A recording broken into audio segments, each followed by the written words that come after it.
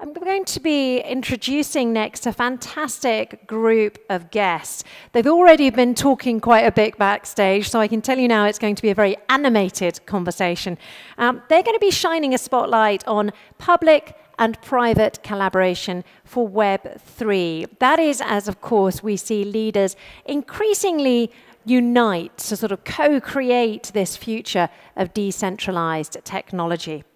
Ben Weiss, who is Dubai correspondent for DL News, is going to be overseeing this conversation on co-creating the future. Please do welcome Ben and his panelists to the stage.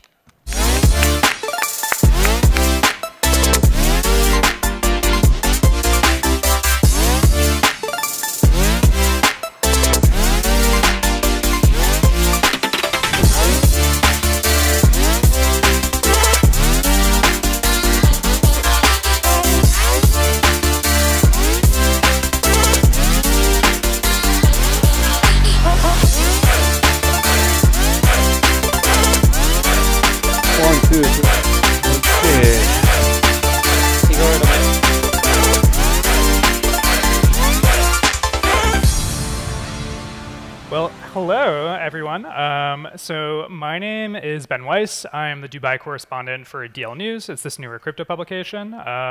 It is a pleasure to be here today. I think, before we get started on the panel, I'll just have everyone introduce themselves and say who they are and what they do. And I guess we'll start all the way down there with Igor. Thanks, Ben. Hi, everybody. It's Igor Mikalev, based out of Amsterdam, partner with the UI Parthenon strategy arm of UI, focusing on stimulating public blockchain adoption and working with regulators. Thanks. Okay, Dominic. Awesome. Hello, everyone. I'm Dominic Nagiller, originally from Austria. I'm with Scantrust doing partnerships based out of Hong Kong. We are a connected packaging software company. We work with brands in industrial and consumer categories as well as governments to secure printed labels and packaging, and we have an exciting project with Cardano that I'm going to talk more about. Cool. Okay. Bilal. Good. I'm Bilal Jassoma. I'm Director of Ecosystems at DMCC. DMCC is a leading international business district with more than 24,000 companies from multiple sectors. We're also home to the DMCC Crypto Center, which is home to over 600 Web3 companies. Excited about the panel today. Cool. And Behram? So yes, hi everyone, I'm Behram Ravari. I'm the co-founder and co-CEO of Scientific Analytical Tools, SAT. And we are, for the past 20 years, proud and honored and privileged to serve the law enforcement within the GCC, specifically Dubai Police.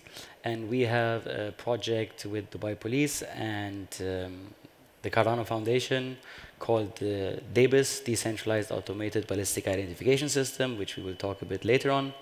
And yeah, hopefully this will be an interesting panel. Okay, and last but not least. Hello everyone, my name is Captain Mohammed Al-Shamsi. I'm the head of firearms and tool marks at Dubai Police. It's a pleasure being here at the Cardano Summit for the third year in Dubai. Well, okay, so I think the first thing that I saw when I was looking at who was going to be on the panel, I was like, oh, we have someone from the police here. That's interesting. So I wanted to kind of start off because it seems like you guys are doing something with blockchain that goes beyond just Chainalysis or just tracking transactions for like illicit funds, for example. So I thought to start things off would be to have the people from the public sector kind of talk about how they're actually adopting and using blockchain technology beyond maybe investigating things that are going on. So I'll let Mohammed kind of talk a little bit about this partnership that was referenced a bit earlier. Sure, thanks, Ben. It's as I mentioned to Igor just now, it's actually very exciting when you actually find a problem that blockchain specifically can solve. However, we don't want to always waste our time and resources just to apply blockchain where traditional centralized databases can actually do, if not the same, maybe a little bit better job. We've been working with the Cardano Foundation as well as SAT in an interesting project called the DAPIS, Decentralized Automated Ballistics Identification System. And what that, in a nutshell, is, from a forensics point of view, every projectile or bullet has a ballistics fingerprint. So you can link that bullet to a specific firearm. However, in order for us to skim through our existing database, we use what is called a automated ballistics identification system, and it helps us search through that database instead of spending hours or even days doing manually. The problem is, at the moment, is certain regions or certain countries may have different systems compared to their neighbors. And what Cardano Foundation allowed us to do is bridge that interoperability between those systems. And this was a unique advantage or chance that was presented to us, even though there were some existing working groups that were dealing with this challenge from a centralized standpoint. Gotcha. So what countries are also participating in this ballistics identification system other than is it just Dubai or is it the UAE as a whole? There is a international database under the umbrella of Interpol. Okay. However, the challenge at the moment is it is only facilitated by using a specific product. And we want to empower other laboratories or law enforcement entities to actually expand that database and allow interoperability even within certain regions. And something that we may even touch on later on is how did we, within the last year, since our last Cardano Summit, managed to develop a prototype, which we are excited to announce the pilot stage, which will take place this year in an effort towards scaling it up later on the next year. Gotcha. So and I kind of didn't realize that Behrang and Mohammed are actually working together before I drafted my questions for this panel. So one thing I'm curious, I saved this for a little bit later on, but I'll bring it up now, given that we're kind of talking about the specific project. From the private sector standpoint, how have you guys been helping Mohammed and the Dubai police basically kind of incorporate this technology? And I guess maybe also talk a little bit about the challenges of working with a public sector client, sure. As opposed to maybe private. Sure. So for that, I have to take you a bit through history. So the legacy system of the automated ballistic identification system has been for the past 15 years exclusively been brought to the region, specifically UAE, via SAT, and that's where it starts. So we were doing this with the legacy system for 15 years, from bringing the idea, the technology, and the services required to for the law enforcement to use it, right? And then somewhere in 2020, we started with the Cardano Foundation to explore various projects that we could do together, starting with the wine project in Georgia, okay. and obviously a couple of other projects that we're still working on and a bit confidential. But then we reached out to Captain Mohammed, which we know for a very long time. So we discussed the use case, and he immediately came with the idea, along with the CEO of the Cardano Foundation, that this is a perfect use case for the adoption and the utilizing Cardano blockchain. So it seems like it was kind of smooth. Yeah, right? yeah, smooth, yes, because it has a proper process to it. So it started with the research phase. So we did a proper research on what is required with the extensive input of Captain Mohammed and from the engineers of the Cardano Foundation. And then we worked on the POC, the user interface, whatever technicality is required. And then it requires obviously a bit of education, awareness, and explanation to the public sector to explain why and what it brings to the table, what is the value. Yeah, I think that's, I mean, it seems like, oftentimes when you think about integrating with governments, right, and integrating with public sector, that it can be a rougher process. So it is cool and surprising to hear that it was relatively smooth and that you guys had collaboration kind of going on from the beginning. Absolutely. I'm curious, Dominic and Igor, both of you guys are coming from the private sector. Talk to me a little bit about whether, is this rare for smooth kind of collaboration. Smooth sailing. Smooth sailing between public and private. With the government. Yeah, I mean, you can. I don't know. It seems like maybe not, but no, like, no. I'm joking. And just for your information, this is just a prop, right? We're not going to have wine on the stage here, but the project we are working on is for wine bottles in Georgia. But to your question here, I think it all comes down to relationships, right? It's essentially a partnership exercise. Whether it's the government or two private entities involved is actually secondary. A partnership exercise is always most successful if there is a long relationship that had a lot of trust to be developed, right? And you guys have been clearly working together, you know, with legacy technology, so to speak, for many years, which means communication is very effective at this point, right? Gotcha. And so I think that my experience also mirrors this in ScanTrust for our project here, which also took many, many years because we started, I guess, from scratch to form that relationship, to develop that relationship. But once the relationship is there, right, then it works actually really well, and it also has stronger staying power. So, right? I mean, it seems like actually maybe what you're saying is that when we're talking about public-private, it's actually not that big of a deal, right? It's more about relationships. I guess, Bilal, like, can you talk to me a little bit about that? Is that something that you've seen from the public sector side, that the smoothness of the collaboration is more based on whether you guys just work well together rather than kind of the potentially difficulty of incorporating government partnerships with private companies?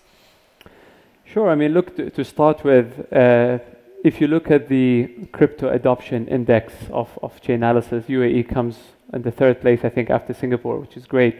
So it all goes down first to the leadership of Dubai and the UAE and how they're putting disruptive technology on the national agenda with strategies such as the Dubai Metaverse strategy, digital economy strategy, and also the more recent framework of the Dubai Blueprint for Artificial Intelligence. So all of these things kind of help set the scene and put the direction of all the government entities to kind of adopt and encourage and facilitate and play an active role in adoption of those technologies. Great examples, of course, Dubai Police and the Wine Project, but we've also seen Dubai Customs adopt blockchain for transparency and commercial transactions. At DMCC's side, we have a great traceability project that a number of the projects actually that were adopted by some of the luxury brands. We have LVMH and Bulgari, both based in DMCC, both use blockchain, being immutable as a perfect technology for that, for traceability of their luxury brands. Digital product passport is becoming mainstream, hopefully soon in Europe, so I think regulations will even push that adoption further. But going back to your point as well, so DMCC is a great example of public-private partnerships. I mean, we partner with ecosystem partners to deliver the value proposition of the DMCC Crypto Center.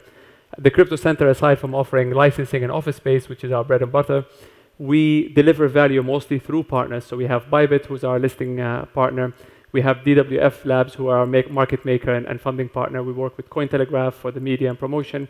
Who did I miss? I think on the acceleration side, we also have a number of partners. So all of these were done through us as government and them as private partner. And then we work together based on the need and demand of our members and with a pure objective of adding value to our members. So it's a win-win relationship. It's an easy one to form when we put that in mind, basically. Yeah, I think maybe jumping off of that a little bit to kind of change topics would be into use cases, right? So I kind of wanted to talk about use cases first, but then this idea of partnerships and the difficulties or ease of this kind of organically came up between Mohammed and Behrang. But Igor, I'm curious, we were chatting a little bit earlier.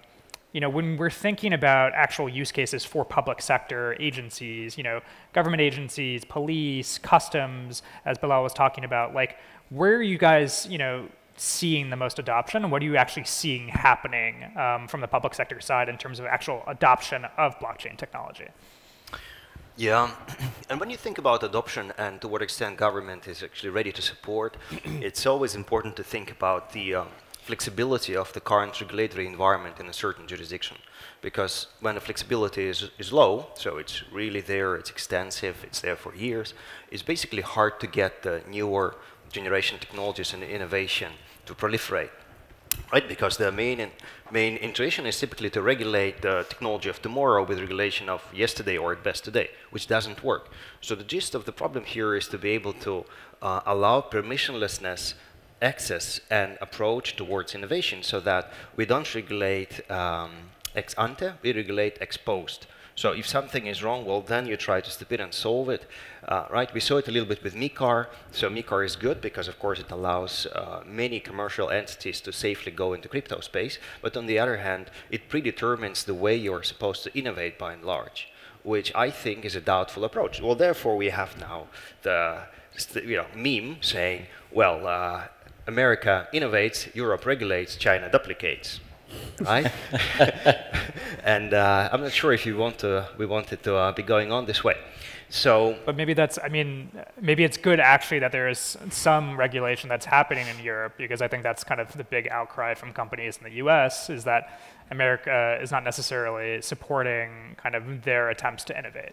And I mean, so maybe regulation in this aspect is actually good if there's actually some government oversight or government kind of collaboration with private companies. Yeah, so the key here to understand is that technology, new generation of Web3 tech, challenges and changes the equilibrium between transaction privacy, for example, and surveillance that government wants to roll out to people when they talk about CBDCs or commercial bank tokenized types of infrastructures. So understanding this equilibrium change and understanding how technology can change the foundational elements of why regulation is necessary is important before you design that new generation of regulation. And we see that in some instances it's working quite well. So in my view, financial industry-based use cases are, say, the biggest example of innovation working.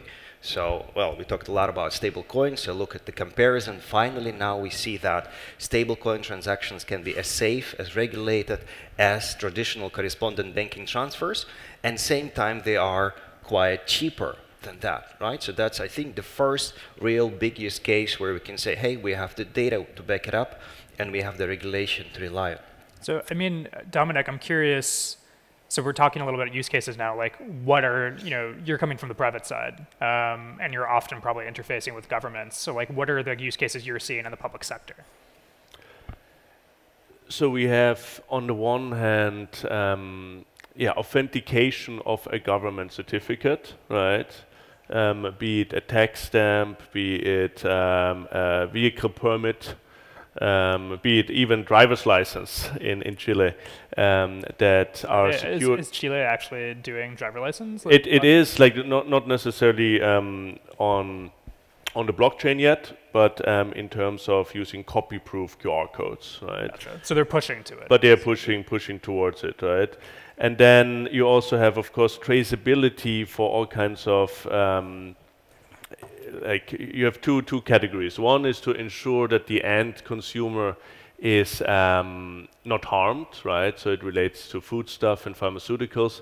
And the other one is to ensure that there can be a more circular economy where the market starts to recycle stuff and the carbon footprint of shipping stuff across regions, right, gets reduced, right? And that we see more and more. And as soon as there are different stakeholders, and it's a little bit similar to your project, right? When you have people working on good stuff in silos, right? There is always, it's difficult to break up silos and create a centralized umbrella organization, right? And in these kind of scenarios, we do hear a lot of interest for blockchain solutions where a consortium comes together, and the way that consortium's ledger of or database is managed is on a blockchain. Yeah. Gotcha. So I think, I mean, I'm curious, Mohammed, like, are you guys thinking of expanding? Because I'm betting there are many different ways and many different databases that one could have when you're doing police work, right? It's not just firearms. Yes. There's probably, I don't know, I'm no detective, but I feel like there's probably many others. Are you guys also exploring that? You don't necessarily have to give specifics, but. I can share a couple of use cases elsewhere, not specifically in Dubai, because as I said earlier, we don't want to try to solve a problem that does not exist. Yeah. One instance is actually chain of custody. In a country in Asia where chain of custody integrity may be compromised, blockchain has been used and is applied at the moment.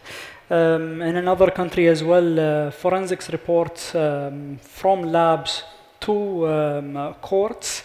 The authenticity of those reports are also compromised, so they use applications such as blockchains to counter those challenges.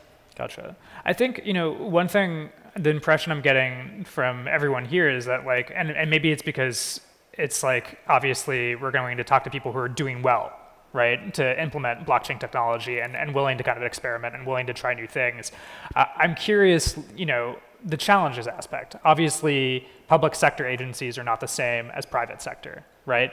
So, maybe Berang, like, I don't know what you've seen from your end about what are the challenges specifically of working with public sector governments, not necessarily in the UAE, but maybe abroad, of actually having them implement blockchain tech or having them be less skeptical of new technology. Yeah, I would say the main challenge still, which we have heard in most of the panels today, is regulation. Yeah. So most of the countries are still in the very early stages when it comes to regulation. Dubai or UAE is one of the most advanced, I would say. That's why there is, I would say, also a lot of support when we here in this part of the world, particularly in Dubai, do things. There is kind of clarity. Yeah. There is support. The leadership has given a straight vision in that direction, right? So the instructions are there. That's why there's less friction. But again, I think also it depends also on the nature of the application. If it is something that is trying to replace something, you will have a lot of difficulty and challenge. If it is something that is going to add value, and as Muhammad just clearly identified, where a problem exists and you would like to add value, not create a problem or just try to think it could be used. I think by default, it will set the right path for getting easy cooperation. And as Dominic, I think, mentioned, the relation and the trust makes a big difference. So if you are already in a legacy business that you were doing like us 20 years, and they know you by what you have delivered, and there is a track record and experience, and you bring a new idea, new technology, and the trust is already established, and it's not something you just last night dreamt of, right? So then definitely you can take it further. Gotcha. And I think the use cases are endless. It's specifically in UAE, we had conversations with the DMCC, we had conversations everywhere, so we're trying to really What are the conversations? Can you say? Or yeah. No? You gotta keep it under wraps. Yeah, I think if he wants, he will share it, Bilal. So yeah, we're trying to get several things done. I think, DMCC, it's obviously, being brought up. You guys are much better about embracing new technology than other governments or regulatory agencies abroad. I think, do you want to kind of speak to, if you're giving advice, right, to other agencies in other countries, and not just blockchain, but adoption of new technology, like what would you say, and what do you think the challenges are for a lot of those agencies, outside of the UAE? Sure. I mean, maybe adding to the point of challenges is the UI UX or user experience. I mean, it hasn't been the best for blockchain technologies in the past, but I think this is getting better. And thanks to innovative companies like we have Biconomy, who's based in DMCC, who helped build a platform to improve the user experience on decentralized applications.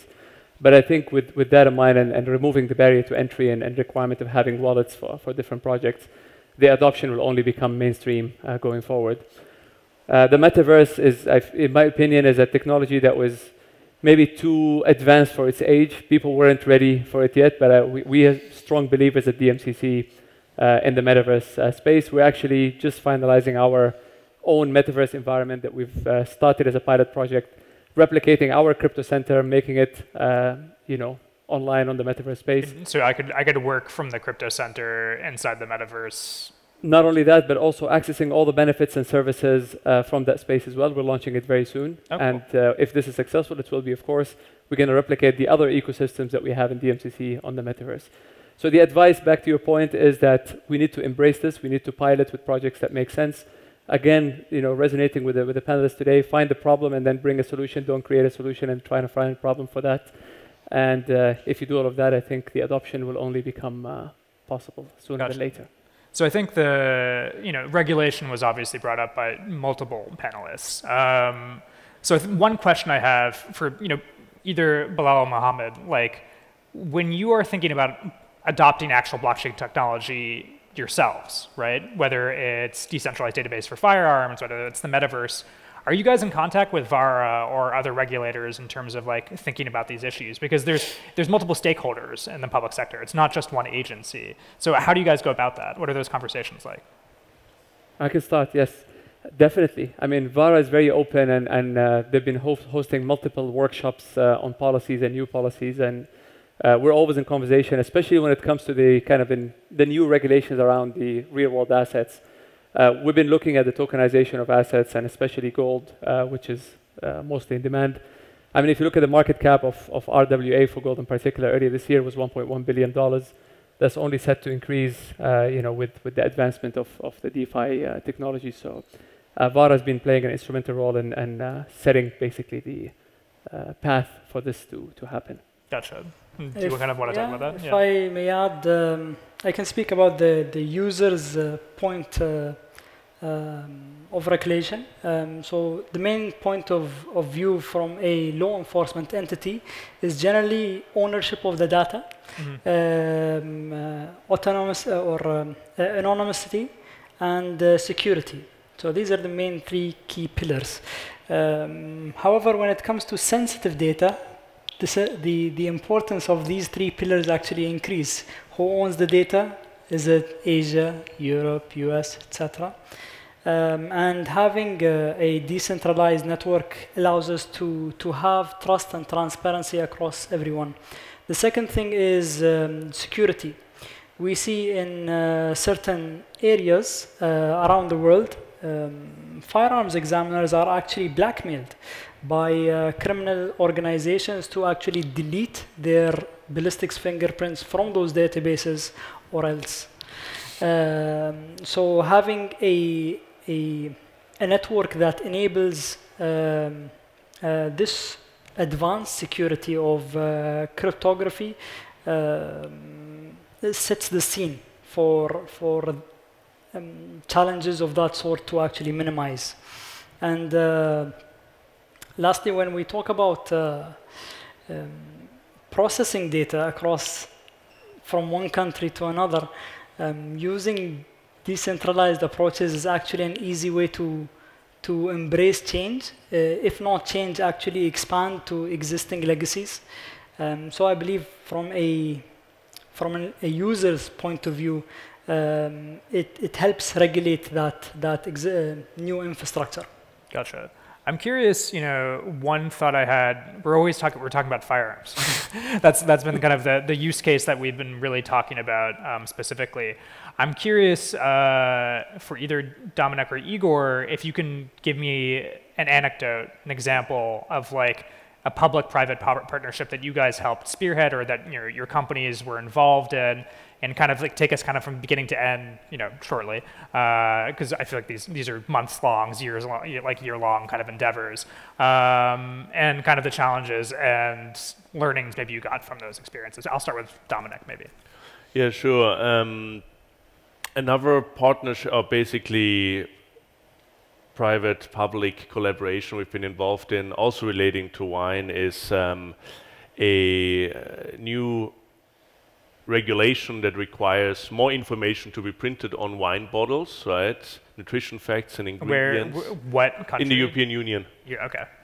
It's already by law, right? And we've been involved very early on because one of our existing clients, one of these brand companies, told us, "Oh, this is coming up. Can you help us with it?" Right? And we realized, wait a second, it's an opportunity to create a solution for the entire market. And now we are actually the biggest provider of that solution in the market. But one of the key learnings of the process was that to avoid what happened there is that the regulator involves the stakeholders from the very beginning to not only understand how they will understand their responsibility, right? Because the regulation is a declaration of responsibility, right? But also to really convey to them the benefits that this brings, right? And I think this is very often a challenge with regulation that in the end always wants to ensure that the market can develop in a healthy way, right? But very often the participants in the market, the businesses, they see it just as a compliance cost, right? And they drag their feet. And when everyone drags their feet, you know, it becomes just more tiring, right?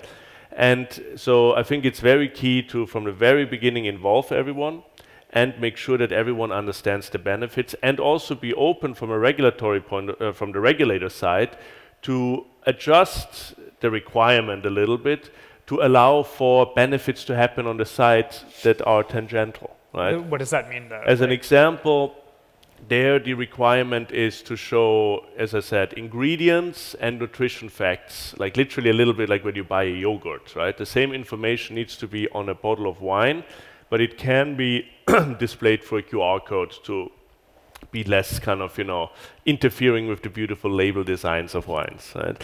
Now, everyone was excited that you can use that QR code also to inform about the brand story, right? Or potentially also connect it to a loyalty program or an online shop. But the regulator was very strict that this can only be used for displaying that information, right? And I believe that, and we see that in different product categories where there is a more inclusive process happening for taxes and so on, that allowing for marketing to be part of that regulatory requirement, or it can coexist, right, would definitely accelerate adoption. Because we've seen that all the wineries waited until the very end, the regulation got delayed, because everyone was pushing against it.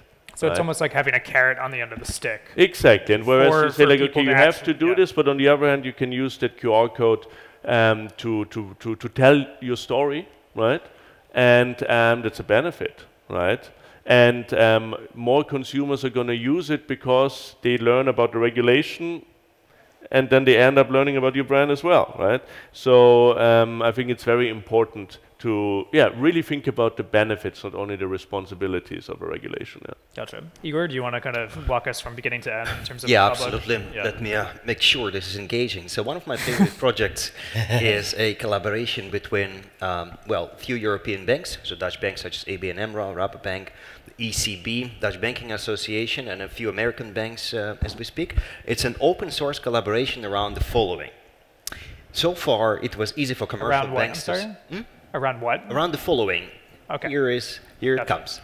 So typically, when you talk about the commercial bank blockchain project, it's typically, a private permissioned environment. You have a few banks participating, nice set of friends. We tried something, we said, yay, we've tokenized something, goodbye, doesn't work because nobody wants to use it. So, moved on. My approach here is the following. We already have public permissionless space for people and entities and companies to make transactions, to exchange value. The value layer of the internet is almost there. So why do we not have commercial banks facilitate peer-to-peer public chain transactions, but make sure those are safe, compliant, and also the data is private, right? So basically the missing bits there is a protocol which facilitates transaction privacy, so selective disclosure, akin to Midnight in the Cardano ecosystem. And also the missing bits are the KYC, AML, and transaction monitoring. So how do we do transaction monitoring and cross counter-terrorist financing in an on-chain world? So the discussion around those protocols is what we have started, and right now we're developing a set of standards that would allow users to freely exchange value between each other and do it on a peer-to-peer basis. And regulator, the ECB in this game, is looking at how we can educate them to rethink the way compliance is done on chain, right? Because nowadays you need to store everything, you need to analyze it. Nobody wants to have this honeypot of information available.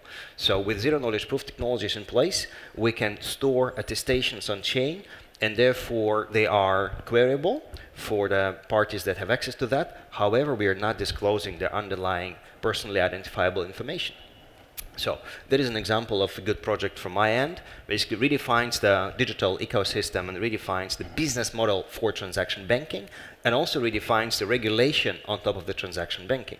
Gotcha. So that for me is the impact, and I think that's how we should be looking at it from the perspective of challenging the status quo. And I'm pretty impressed that you guys were able to challenge it and, yeah, build something of value based on decentralized tech.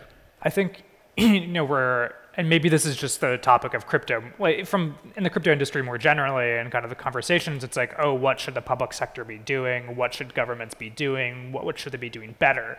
But it's a two-way street, as kind of Mohammed, Bilal, and everyone here is talking about. It's a game of relationships. And I'm curious, for our public sector people up here, what should private companies be doing better to actually be willing to engage, and for you guys to be willing to engage with them and be willing to kind of experiment and adopt technology? I'm curious, what do you want to see? Let me You want to? just mean, go. you're not public sector. Let me just run. Yeah. Yeah, it's. I think something that helped us a lot, to be honest, in introducing this project was the eagerness of the private sector, such as SAT, to come to us with this opportunity and bridging the gap of knowledge. We said, okay, maybe this is something new to us. Let's hold on to our horses just a second and research and come back and revisit this idea. Or if not that specific idea, where can we actually apply it? So I believe bringing or bridging the gaps between public and private is always interesting. If to go on a joint venture such as the one we're doing at the moment. Gotcha. So you're looking for almost eagerness, or it's somebody who's like actually willing to kind of go the extra mile. It's a two-way street, as you just mentioned. If the private sector is willing to put in that extra effort, it's only reasonable for the public sector to also put in the same effort, if not more. Gotcha. You jumped when I was saying what should private sector people be doing better. I just wanted to run before he says something negative. He's the head of the firearms department. Yeah. So. No, absolutely right. I can only agree to what Captain Mohammed said. So it's a lot of input, patience also from the private sector, because public sector obviously is not as fast as the private sector, specifically in decision making. So you have to be consistent and then trying to really explain the use case. That's the most important part. And be available. So whenever there is a question, whenever there's a demand, just in fact, after this, we have a meeting with the technical team, since we have Captain Mohammed here to discuss further technical details. So be available, follow up, always try to be 100% transparent. Gotcha. Very important, right?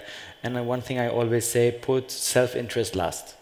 Specifically dealing with government, self-interest last, because that's not how the government thinks. Public sector never thinks that the profit is the monetary value is the main intention of doing something. So self-interest last, always being there, and I think then it would definitely work. Gotcha. Bilal, what should private companies be doing better? I mean, first of all, I agree. And second, what I would tell the private sector is choose the right hub, the right city, the right place. And I'm not just trying to sell Dubai and DMCC here, but the reason we set up a crypto center and more recently an AI center is we have all those industries in DMCC, the energy, the gold, the diamond, about 3,000 energy companies, 2,000 diamond, 2,000 gold, more than 2,500 in the agri sector. A lot of them are interested. They hear about the technology, what it can do. They don't have enough knowledge about what technology to go for, how they can adopt it. We wanted to create the center to attract the right technology and actually play a role in enabling this adoption and sharing that knowledge and education. So you need to actually facilitate that. It's not going to happen and so on. There's not enough CTOs, and organizations don't always have the exact knowledge, and they might just kind of reject the change and resist it because they don't have the expertise and a direction, rather. So being in a hub that actually bridges the gap between the industry and the technology helps the private sector get the project that they're looking for. So your advice to private sector companies is come to the DMCC. A little bit, yeah. Okay, gotcha. I mean, for private sector, I know Behrang was kind of being self-reflective. You guys are obviously you're doing a good job, but like, what do you think other private sector companies should be doing when they're trying to collaborate with the government? Either Dominic or Igor.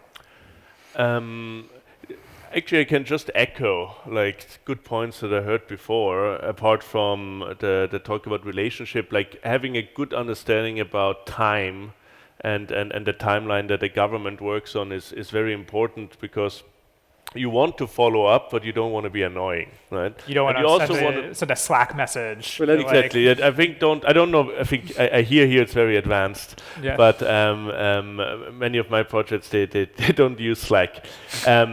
But yeah, to have a good understanding about what is the timeline they work on, right? And for a private business, of course, like the ones who have been doing business with government, they understand that the rewards are big, right? Because it's just like an ultra long sales cycle enterprise deal, right? It takes longer, but the staying power is even longer, right? Gotcha. And secondly, also to understand the benefits that are not measured in reducing costs per se, right? When you sell to an enterprise, it's more like cost, or of course you have like corporate social responsibility, more vague concepts, but a government, to give an example, we work in a different market in a government category where independent contractors redistribute the service, right? And the government actually has no problem with counterfeits, but these redistributors who are not paid by the government, they're just like traders, right? To deliver the service in the last mile, they are suffering a lot from counterfeits, right? And the government wants to solve their problem by providing a solution that's more counterfeit proof. And so sometimes, yeah, the benefits that they are watching, or the stakeholders that they are trying to care about are not inside the government, right? It might be anyone of the population. So yeah, relationship, time, consistency, and momentum, right? Like in terms of, you might have a great idea and you can plant the seed by sharing an idea, but usually you have momentum if the other person is very receptive to it, thought about it already, right? And picking there the right launch partner, launch ecosystem can save you a tremendous amount of time. So again, come to the DMCC. Exactly, yeah. I might visit. You didn't say it. Igor, any last 30-second kind of ideas? So for me, it's courage and good intentions, because government, you need to understand their job. It's hard to challenge the status quo, right? Because you're freaking tied by hands, and then how do you do that? So you need a change agent. So I think corporates, basically SMEs that come to government, from my experience, that exhibit that courage and agency to change for good, well, that is the #1 ingredient. And the second one, maybe related, is try to get the money out of the equation. Because honestly, if it's a multi-party setup, and typically in a blockchain world, you need to have multiple parties. So if there's a money question, it spoils the nature of innovation, and it kind of brings to a standstill the collaboration between parties, because, oh, what's a consortium? What is my role? What's the governance? What's going to me? Assets, liabilities? Oh, God. You want to postpone that as much as possible while you're innovating. Gotcha. Well, we're nearing our time, but it seems like we got some good insights here, in terms of surprisingly don't put money first from private companies, but also this game of relationships, which maybe if I'm gonna go completely universal, that's kind of like life. So anyway, thank you guys for so much for listening to us kind of talk, and yeah, hope you enjoy the next panel. So thank you very much. Thank you. Cool. Thank you.